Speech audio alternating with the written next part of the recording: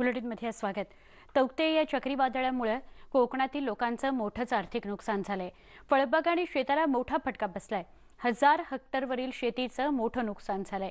मुख्यमंत्री आणि विरोधी पक्षनेत्यांनी कोकणातील नुकसान भागाची पाहणी केली। आता कोकण विभागीय आयुक्तांनी नुकसान झालेल्या 7 जिल्ह्यांचे अहवाल सरकारला सादर केलेले आहेत। त्यात 7 जिल्ह्यातील 47 कोटी 15 लाख रुपयांचं नुकसान झाल्याचं सांगण्यात आलंय। रायगड, रत्नागिरी, सिंधुदुर्ग, मुंबई शहर, उपनगर, पालघर, ठाणे या जिल्ह्यामध्ये नुकसानीचा अहवाल त्यांनी दिला आहे।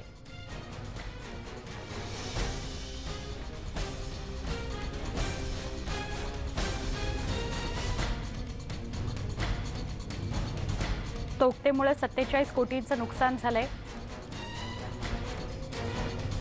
कोकणात सगळ्यात जास्त फटका बसलाय।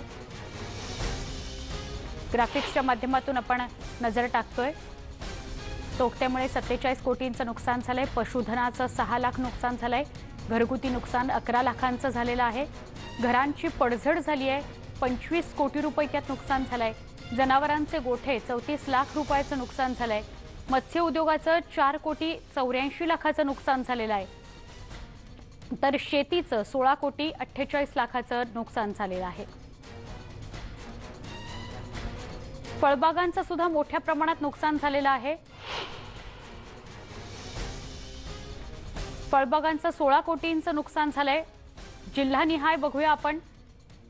पालघरमध्ये 3250.86 हेक्टर, रायगडमध्ये 1030.25 हेक्टर नुकसान झालेलं आहे। रत्नागिरीमध्ये 2144.10 हेक्टरचं नुकसान झालेलं आहे। सिंधुदुर्गामध्ये 2383 हेक्टर शेतीचं नुकसान झालेलं आहे।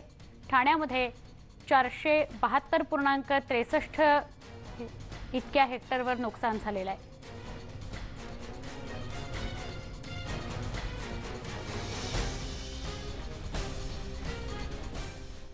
कोकणामध्ये घरांचं अंशतः नुकसान झाल्याची माहिती मदत आणि पुनर्वसन मंत्री विजय वडेट्टीवारांनी दिली। पंचनामे करण्यास थोडा उशीर होत असल्याचं ते म्हणाले। शुक्रवारपर्यंत शेतीचे सगळे पंचनामे होणार आहेत। त्यानंतर मदतीचे निकष काय असतील याची माहिती कॅबिनेट पुढे ठेवून तातडीने मदतीचा निर्णय घेणार असल्याचं वडेट्टीवार म्हणाले। तसंच कोकणातील वीज पुरवठा 90% सुरळीत झाला असल्याचं त्यांनी स्पष्ट केलं।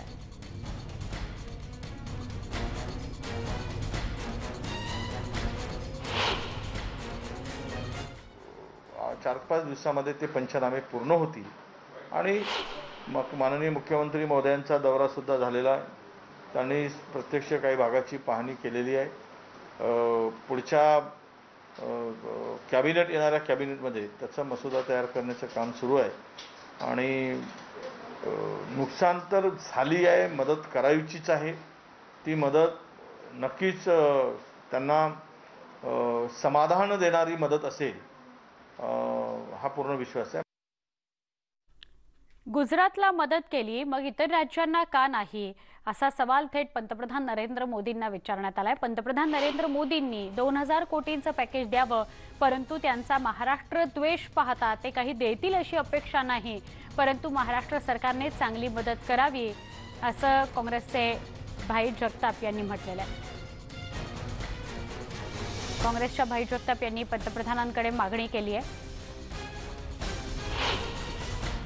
ज्या राज्याने जरी वाईट काळ असला, कोविडचा काळ असला, तरी आमच्या सरकारने या सगळ्या बाधित असलेल्या कुटुंबांना तात्काळ मदत करण्याची आवश्यकता आहे ती त्यांनी करावी अशी मी मागणी करतोय।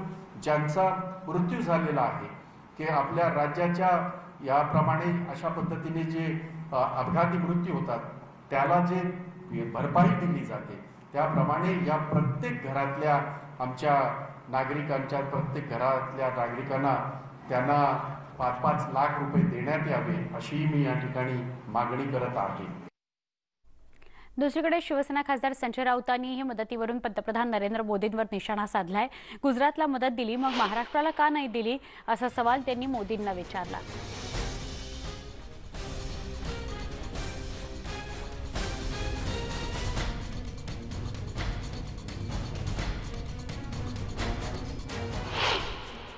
मुख्यमंत्री हे जनतेच्या अपेक्षेला खरे उतरतील, पण या महाराष्ट्राला लुटण्याचं काम सातत्यानं दिल्लीवाले करत असतात। मुंबईला त्यांची काही जबाबदारी आहे की नाही प्रधानमंत्री गुजरातला जातात आणि एका झटक्यात 1000 कोटी रुपये देतात.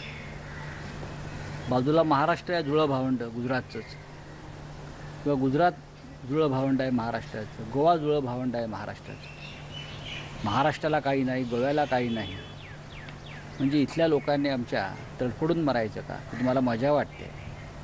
हे एक प्रकारचं निर्घृण कृत्य.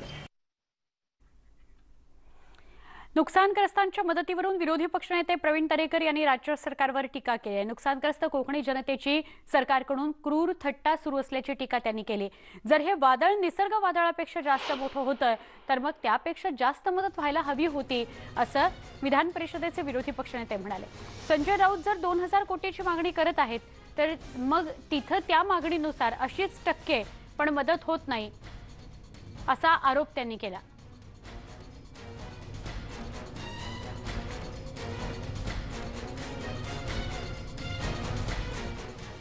एक छोटासा ब्रेक, पुन्हा पहा फक्त न्यूज 18 लोकमत.